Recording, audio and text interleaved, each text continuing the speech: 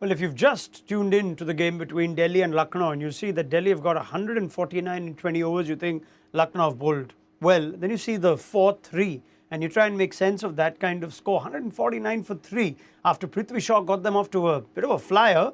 But everyone else struggled, including a Rishabh Pant and Sarfaraz Khan on his first appearance, both of whom had faced in excess or nearly 30 balls. So we'll find out with Carlos Brathwaite and Wasim Jaffer why run making seemed so hard after Prithvi Shaw on Maruti Suzuki Presents ESPN Cricket for T20 Time Out, powered by IQ 9 5G. Wasim, very strange innings. Can you explain that? Yeah, it did look very strange because they only lost 3 wickets and couldn't score more than 170, 180. I mean, when you lose 3 wickets, you expect them to score at least 170, 180. So they didn't lose wickets and they couldn't get going as well. So, pretty strange because the way Prithvi Shaw was batting, it looked like, batting was so smooth, so easy because he got runs against Gautam as well. But then when he got out against Gautam, then after that, it was strange for them to send Rovman Powell as well at number 3. I was expecting an Indian batter, Sarfaraz Khan, would have been much better option playing against the spin. He would have rotated strike much better. And Rovman Powell, they probably would have needed at the back end of the innings with some power hitting. So pretty strange strategy. I thought they are, easily 20 to 25 and short there. Yeah, I mean, we're just going to wait for Carlos Brathwaite's thoughts as well. I'll be very curious to know what he makes of this innings. But Rishabh Pant seems a fascinating innings to try and dissect, Wasim. 3 of 13, 5 of 15, 6 of 17. I mean, just looked like an absolute struggle initially. What happened there? I think Gautam bowled really well to him. I think he didn't give him chance because he always looks to cut the ball. I think he didn't give him that opportunity. I thought the spinners at the start bowled really well to him and he couldn't get going. He likes, 1 or 2 boundaries at the start of his inning. He likes that big shot which didn't came. So I think, you got to give credit to Lucknow bowlers for bowling so tight and so many good lines to Rishabh Pant at the start. So this is a game where you're thinking in the dugout that your tactical selection has worked, K. Gautam? I think so. I think when he bowled to probably bowling to Prithvi Shaw at the power play, I don't think that was a very good move in my opinion because I think Prithvi Shaw likes the off spinner. If it was a left arm spinner or maybe a wrist spinner would have been different. But I think then he came round the stump and got his wicket. And after that, I thought Gautam bowled really, really well. But yes, I think apart from that, when Prithvi Shaw got out, I think the Lucknow bowlers just bowled the right lanes and made life really, really difficult for the batters. Yeah, credit to Gautam. He was probably brought on to bowl more to Warner, ended up bowling to Prithvi Shaw and getting his wicket, coming right around the wicket. Now, David Warner also struggled, 4 of 12, but the fact is that at the fall of Prithvi Shaw's wicket, they were 67 in 7.5 overs.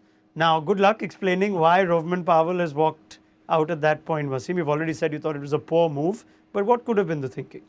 I don't know. It just very, very strange coming from Ricky Ponting or maybe Rishabh Pant as well because Rishabh was in the dugout. In normal scenario, you would have sent Sarfaraz Khan, who's such a good spinner of spinners, because Bishnoi was going to bowl, and then Gautam was there, and then Kunal Pandya. He sweeps the ball, he reverse sweeps. We've seen in the short innings that he's played. But it was very, very strange because Rovman Powell has got power hitting. He could have been much handy coming in the later half of the innings and then giving them that momentum which they lacked at the right end of the innings. So, pretty strange coming from Ricky Ponting. Yeah, let's ask Carlos Brathwaite now. We had a nice long chat about Rovman Powell, Carlos, and whether, that number would suit him. How surprised were you, A, that he walked in at number 3 after they had a good start? And what could have been the thinking? It seemed like a real struggle against spin. Yeah, not sure. That one baffles me a bit, especially as Wasim mentioned, how well Sarfraz has been playing. I know Rovman would have loved the opportunity to bat at 3 and bat a lot of balls, potentially get a start. But I just wonder if it's with Mitch Marsh potentially coming back and using him at 3, if it is almost as though Rovman, you're holding Mitch Marsh's spot warm. This is the number he bat, um, and you basically gotta go and do your own thing, but in his role type of thing. I don't think it was best warranted with him at three, but it was a positive decision. I think you got to give the management credit for that.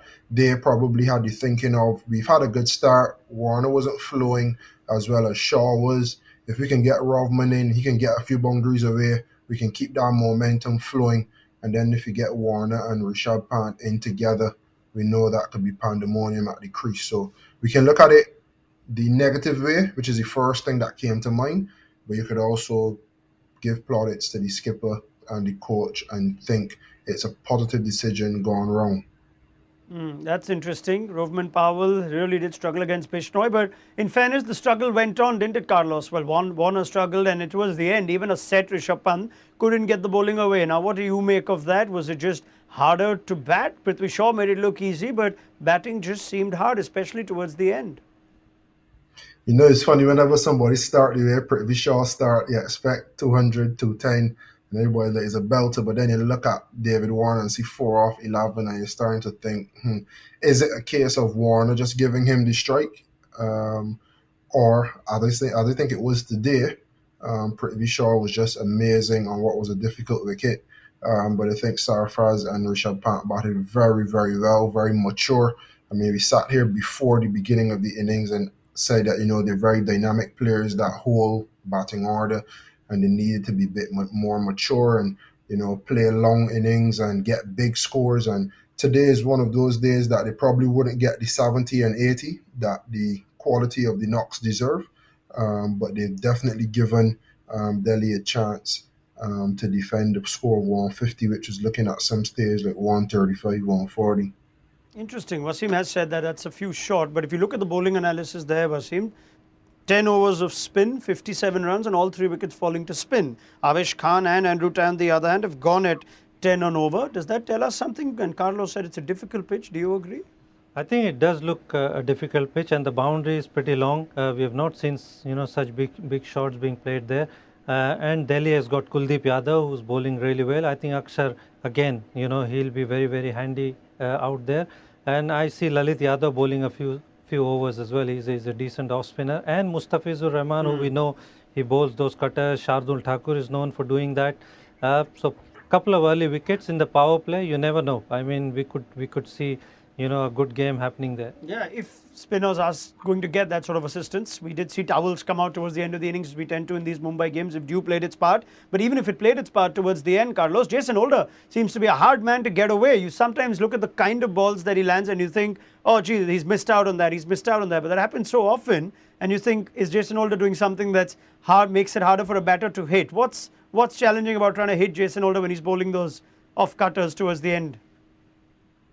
Well, firstly, he delivers on such a high release point, and I think a lot of times with the new ball, players think it's a lot fuller than it actually is.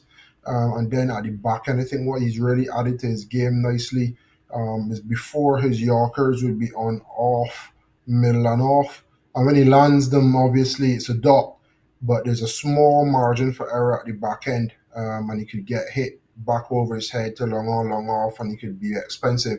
I think what he's doing now is he's aiming that Yorker more middle and leg stump, sometimes even outside of leg stump, which means that even if he misses his length, it's cramping the batsman line-wise, and it isn't a free swing straight back down the ground.